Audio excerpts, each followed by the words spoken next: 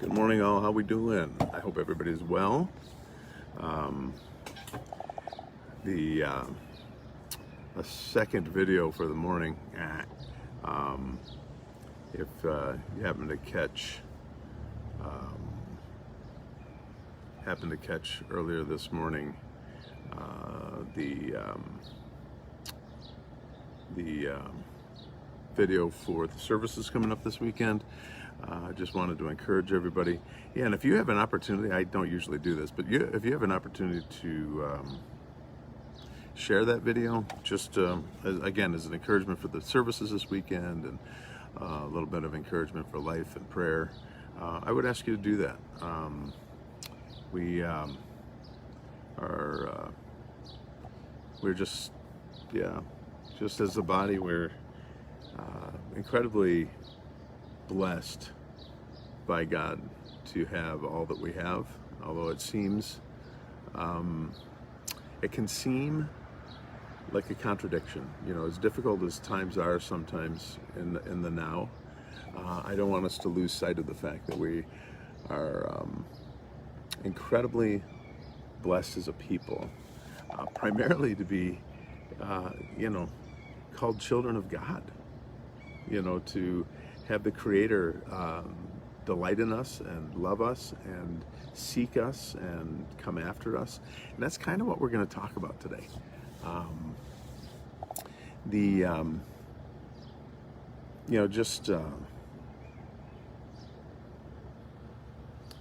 Nothing about God really makes sense if you think about it. In eternity past, all right, so eternity doesn't have a past or future. I mean, if you really think about the idea of eternity, there's no such thing as past or present. But because we live in a finite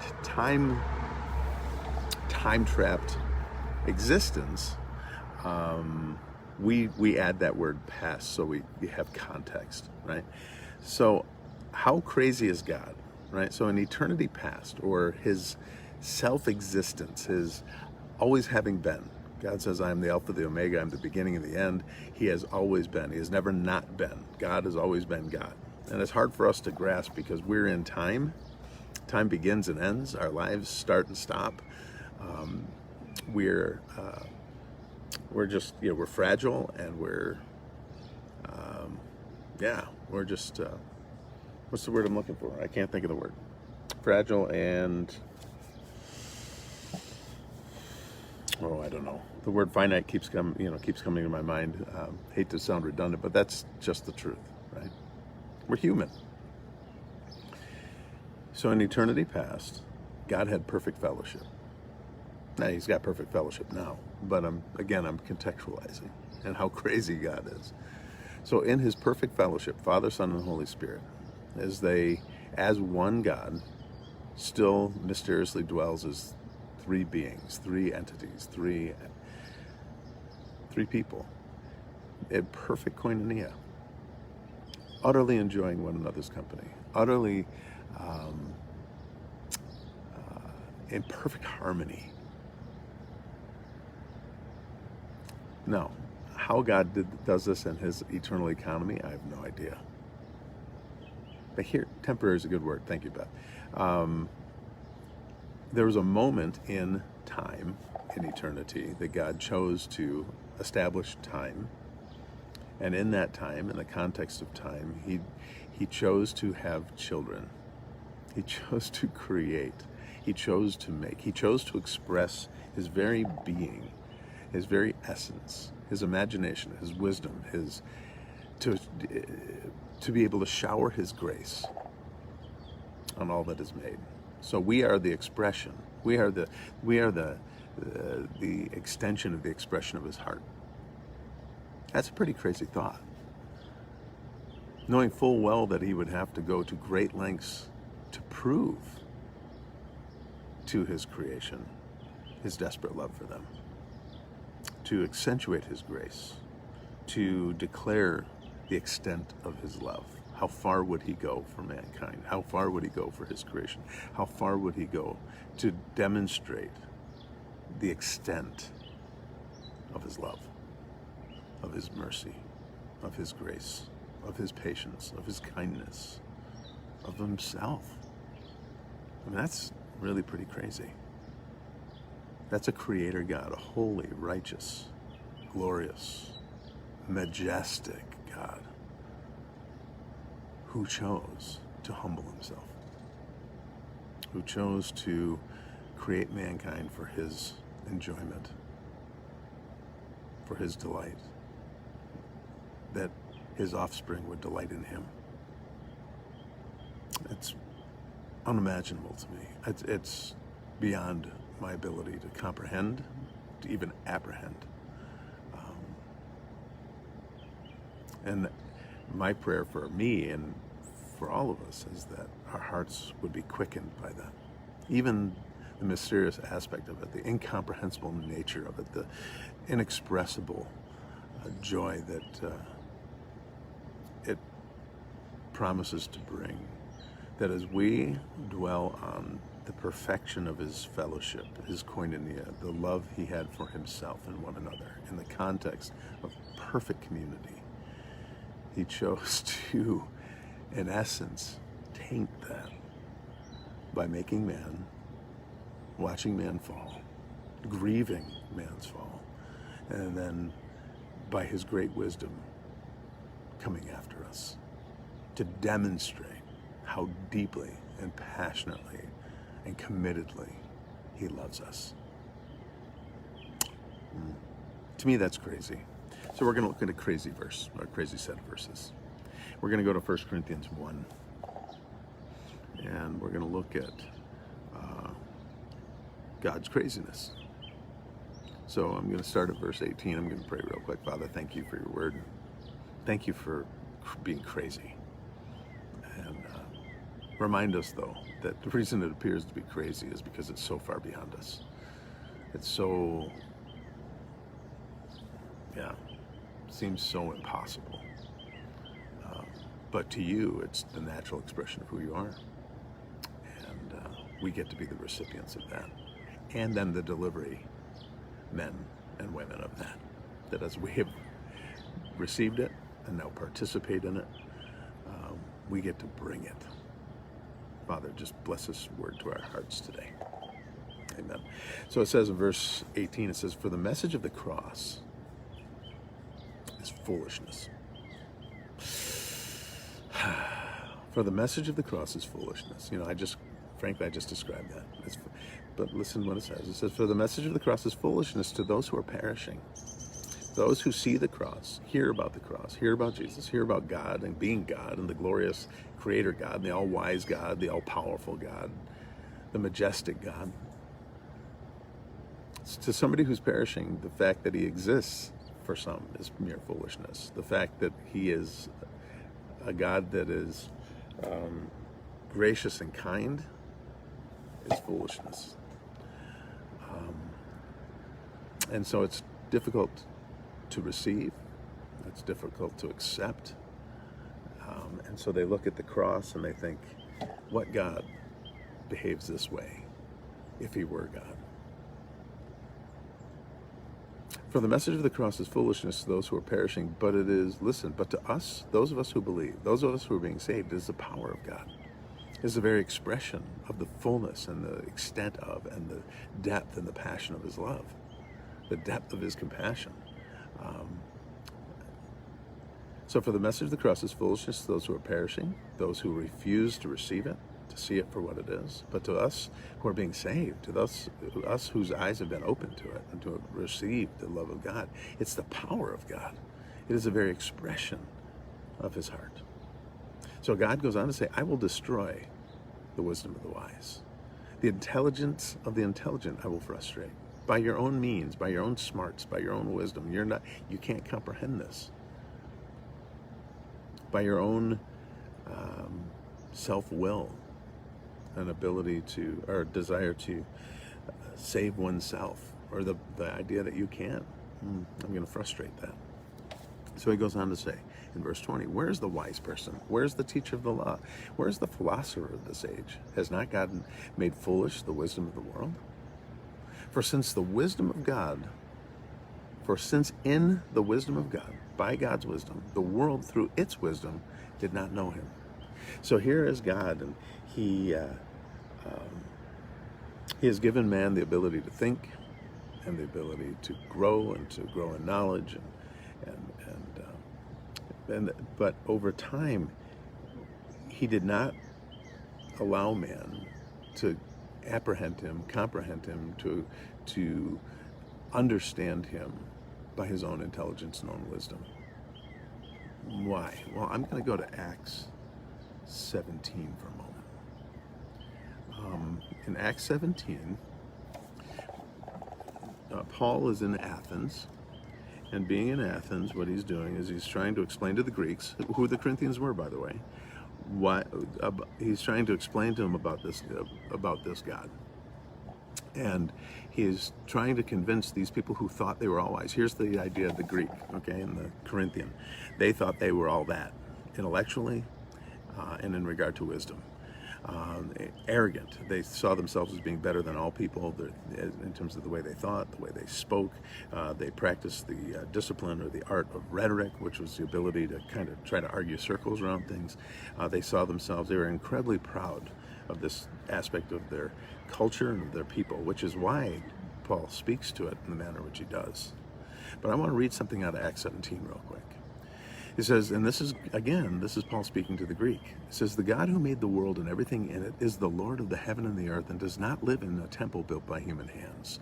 See, he had walked through Athens and he'd seen all these temples that had been built and named for every god that the Greeks could think of. In fact, they were so careful to try not to make a god angry that they actually made a temple to the unknown God in case they missed one. Because their whole goal was to somehow appease the gods, somehow make the gods, appease them in a way that would cause them to not just utterly annihilate them as people and persons. So Paul is trying to explain to them, no, there's a God. This one, that unknown God, let me tell you about him. This is the God that made the world and everything in it. He is the Lord of heaven and earth and does not live in temples built by human hands. He's above that and beyond that. And he is not served by human hands. You have all these temples where people are coming in and they're serving the gods to try to appease them. No, this God, he's alive. He doesn't need to be served by human hands as if he needed anything. Rather, he himself gives everyone life and breath and everything else. So this God is the great provider. He is not only the maker and creator of all things, he's the sustainer of all things and the provider of all things. This God cares about you. This God isn't looking for you to try to appease him and serve him to make him happy. No. This God says, I have made you to love you and for you to delight in me and to have a relationship with me. This is foolishness to the Greek. They're like, no God would behave this way. No God cares about humanity. No God would lower himself to stoop to even acknowledge a human, let alone speak to a human or care about a human or die for a human. Get out. No, this was foolishness to the Greek. But it was also fresh and good news to the Greek if they would receive it. So he goes on to say, he is not served by human hands as if he needed anything. Rather, he himself gives everything life and breath and everything else. From one man, he goes on to say, he made all the nations now listen, he made all the nations that they should inhabit the entire earth. And he marked out their appointed times in history and the boundaries of their lands. Listen to verse 27. God did this so they would, listen to me, seek him and perhaps reach out for him and find him. So the Greeks are like, oh my goodness, this is a personal God, a real God. This is a God who made everything and sustains everything and gives life to everything but apparently cares that he would create mankind and put him in different places because he desired that we would reach out to him and seek him and even find him. This is pure craziness. This is ridiculous. Well, if you want to read how God did this, go back to Genesis and read the story of the Tower of Babel. And when all of mankind were still speaking one language and they were all one culture and they were all putting all their ideas together and trying to reach God. And how God responded. Because this right here in Acts 17 is the explanation of it. What was God's desire? Not that mankind would continue to try to be sovereign with God, build a tower to meet God, see God, and be like God, just like Adam and Eve's believing the serpent, that you can be like God. Dominion? No, that's not enough. You can be sovereign just like God is. God is saying, no, reach for me. I want to know you. Cooperate with me, work with me, commission with me, fellowship with me. As I have loved perfect fellowship with myself and one another, so you can enjoy perfect fellowship with me, by me. So Paul is imploring the Greeks, listen to me.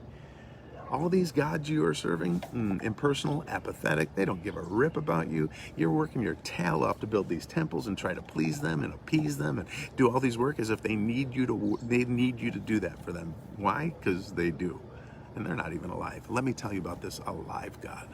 Let me tell you about this God that you're going to think is foolish, but I'm telling you, loves you, desires you, wants to delight in you, wants you to delight in him. That he is the giver of life. He's the provider and sustainer. He is the God of grace and mercy. He says, from one man he made all the nations that they should inhabit the whole earth. And he marked out their appointed times in history and the boundaries of their lands. And God did this so that they would seek him. They would be compelled to look for him. That they would seek him and perhaps reach out for him and then find him. God wants to be found. Look what it goes on to say. Even though he is not far from any one of us. See, the Greeks believed that the gods were far from us. They were apathetic. They didn't care. They would never, ever stoop down. Never would they stoop down to actually care about us, acknowledge us, to serve us. What did Jesus say? I've not come to be served by human hands as if I need something. I've come here to serve you, to demonstrate the heart of the kingdom. Pure foolishness. To the Jew, he's like, no, our God is powerful. To the Greek, our God doesn't care about humanity. Jesus stands right in the tension in between. He says, no, I am all powerful, but I will temper my power with gentleness and meekness. Do I deserve to be served? Absolutely, I deserve to be served. But I'm going to lay that aside to demonstrate to you the humility and the grace of the kingdom of heaven. The actual heart of my Father, who is willing to stoop with mercy and grace and to meet us eye to eye. That's why for the Jew at the time, it was ridiculous. The cross was foolish. Cursed is the man who dies on a cross. And the Messiah we're looking for will come with power and spectacular acts of signage. No. That wasn't God's intent. God's intent was, in his wisdom, his eternal wisdom, to express his grace, his love for mankind in a way that was beyond human comprehension, beyond human ability, and to show this all-surpassing power would come in a clay vessel, a body prepared for Jesus. And then as we receive from him the very grace and the love of God, that we too would then possess that same power in the same kind of clay vessel. And that God would demonstrate himself, his immense power, through self-control and meekness and humility and servitude. And the signs, the powerful signs that he would perform, wouldn't be these great acts of spectacular strength and demonstration of power for the sake of power, but in fact the incredible, miraculous power of a transformed life, of a heart born again, of a sinful, rebellious people, forgiven and received by grace. Foolishness, craziness, but that's our God. That's his heart. And he proved it by what he did and what he does.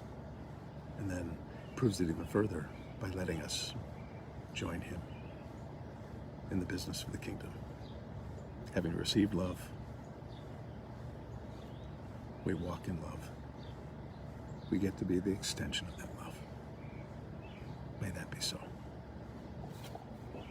We'll finish this up later next week. Enjoy this weekend. Be safe, please. In all your gatherings and all your celebrations, please be safe, be considerate, be kind, be gracious. Love one another well. See you Sunday. Again, got the services at the Renaissance. They've been awesome. If you've not been to one and you're going to be in town, golly, be part of it. If for whatever reason you're out of town, remember we're online at 9. Take us with you. Invite a friend. Love you very much.